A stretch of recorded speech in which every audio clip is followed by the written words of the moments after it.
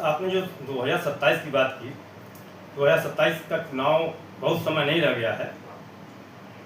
ये आपके लिए एक चैलेंज होगा, क्योंकि एक चैलेंज और भी सामने आ गया है कि लोग जो भारतीय जनता की पहचान थी, मुद्दा था, और उस मुद्दे से भारतीय जनता की बहुत बड़ी पहचान बनी थी अयोध्या का राम मंदिर, राम जन्मभूमि बना मंदिर। लगभग 500 साल की लड़ाई में कई कुर्बानियों के बाद मंदिर बना, और लूट खसोट के बाद जो ये घटना हो रही है, जिसमें कुछ लोग जेल भी अभी गए हैं, आगे कार्रवाई तो शासन करेगी, एसआईटी की जांच हो रही है। इसके वजह से जो छवि धूमिल हो रही है हिंदू समाज की, सनातन की, भारतीय जनता पार्टी की, क्या कहेंगे? निश्चित रूप से सरकार जो भी कर रही है, जो भी दोषी पाया जाए उसके खिलाफ सख्ती होगी, कार्रवाई होगी। कोई भी नहीं बचेगा जिसने गलत काम किया।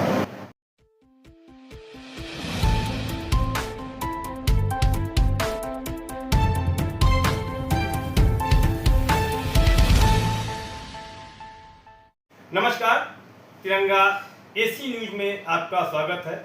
मैं विशाल चौरसिया आज वाराणसी से काशी क्षेत्र के नवनियुक्त अध्यक्ष श्री अशोक चौरसिया जी से, जो पूर्व में काशी क्षेत्र भारतीय जनता पार्टी के ही महामंत्री रहे हैं, और आप जब अमेठी के प्रभारी थे उस समय राहुल गांधी जैसे दिग्गज को हराने में और स्मृति जी को जिताने में आपका बहुत बड़ा योगदान था।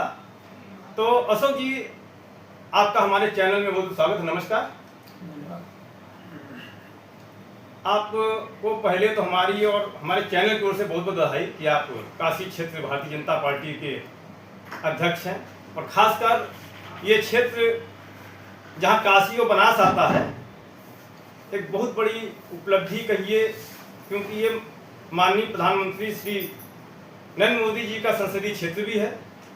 तो यहाँ कुछ भी घटना भी होती है तो ही ये हो जाता है कि मोदी जी के क्षेत्र में ये घटना हो रही है, तो आपको काशी क्षेत्र, जिसमें जो 16 जिला है, आपको अध्यक्ष बनाया गया है।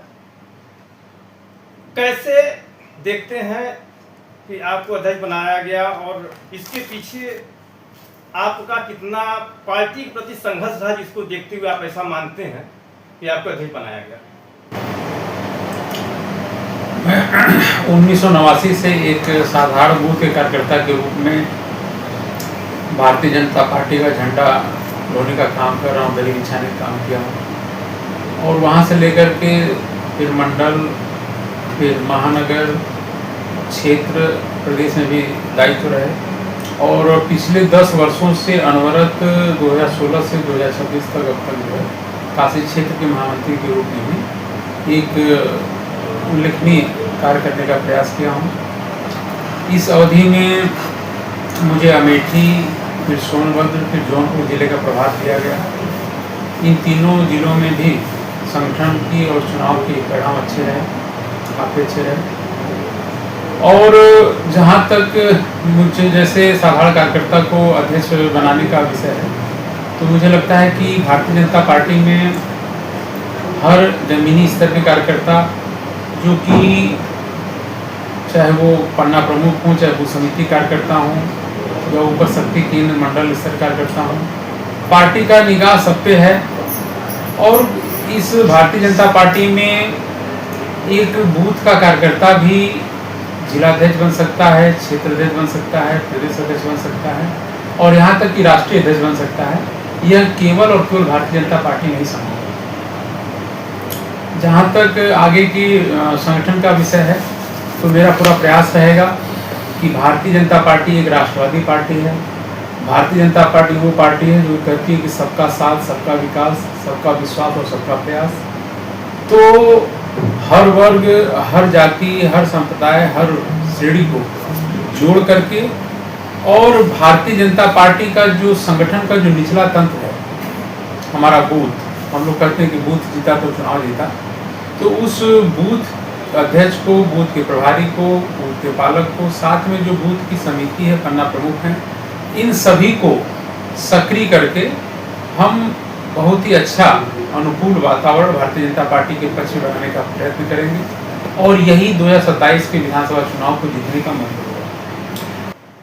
आपने जो 2027 की बात की, 2027 का चुनाव बहुत समय नहीं रह गया है। ये आपके लिए एक चैलेंज होगा, क्योंकि एक चैलेंज और भी सामने आ गया है कि लोग जो भारतीय जनता की पहचान थी, मुद्दा था, और उस मुद्दे से भारतीय जनता की बहुत बड़ी पहचान बनी थी अयोध्या का राम मंदिर, राम जन्मभूमि बना मंदिर। लगभग 500 साल की लड़ाई में कई कुर्बानियों के बाद मंदिर बना, और लूट खसोट के बाद जो ये घटना हो रही है, जिसमें कुछ लोग जेल भी अभी गए हैं, आगे कार्रवाई तो शासन करेगी, एसआईटी की जांच हो रही है।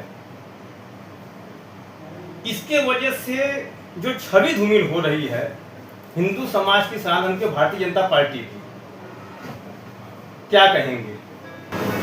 इस विषय में मुझे कुछ भी नहीं कहना है, ये हमारा विषय है।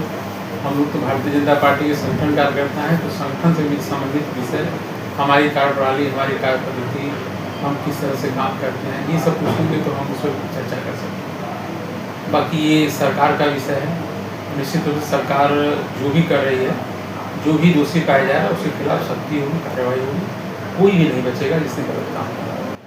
तो चलिए, आपने संगठन की ही बात की, तो अब आप अध्यक्ष बने हैं संगठन में, आपको क्या लगता है कुछ परिवर्तन की जरूरत है मूलभूत चुनाव को लेकर के, या इसको इस ढंग से संभालने की जरूरत है? जैसे आपने बूथ की बात की कि इस ढंग से मेहनत किया जाए, प्रयास किया जाए। कभी कभी अपनी पार्टी में खासकर टिकट को लेकर जो चुनाव आता है, कुछ मनमुटाव होते हैं, कुछ मतभेद होते हैं, उसको जो मैनेजमेंट कहा जाता है, उस समय का जो मैनेजमेंट, उसके लिए आपको क्या तैयारी करना है? देखिए, कहीं भी किसी भी विधानसभा सीट हो, चाहे लोकसभा का चुनाव हो, चाहे स्थानीय निकाय का चुनाव हो, तो हर सीट पे कम से कम 5, 10, 15, यहाँ तक कि 25, 30 लोग या इससे ज़्यादा की संख्या में लोग तैयारी करते हैं। लेकिन भारतीय जनता पार्टी एक ऐसी इतनी अनुशासित और संगठित और संनियमित पार्टी है, हमारे कार्यकर्ता इतने संस्कारवान हैं कि जिसको भी टिकट फाइनल होता है, उसको शेष लोग जो बेचारे उस प्रयास में लगे हुए थे, खुद आकर के उसका सम्मान करते हैं, उसको माला पहनाते हैं और फिर कंधे से कंधा मिला करके उसको चुनाव जिताने का काम। आने वाले समय में, अभी निर्धारित तो उसका नहीं है, उसको पंचायत चुनाव कहा जाता है, ये भी आने की संभावना है। और जो अभी हमने संगठन की बात की, आपने भी डिस्ट्रिक्ट, क्या आप लोग बाकी जिलों के संगठन का जैसे भंग करके नई कमेटी गठित करेंगे, या जैसे कहा जाता है कि राष्ट्रीय स्तर या प्रदेश स्तर के पदाधिकारी इस पर विचार विमर्श करेंगे? नया हुआ है तो आप अपने स्तर से कुछ बदलाव करेंगे या नहीं करेंगे, ये सवाल मेरा। नहीं, बदलाव का उसमें कुछ नहीं है। बस जहाँ के जो भी कार्यकर्ता निष्क्रिय होंगे, वो संगठन में काम करने किसी व्यक्तिगत कारण से या कुछ अन्य कठिनाइयों, बस जो है जो लोग जिनकी निष्क्रियता पाई जाएगी, उनकी जगह पर कुछ कार्यकर्ता विकल्प के रूप में लगाए जाएंगे। आपका बहुत बहुत धन्यवाद, आपने हमारे चैनल को इतना समय दिया। बहुत बहुत शुभकामना कि आप भी धन्यवाद। समाज की और पार्टी की ऐसी सेवा करते रहें। नमस्कार।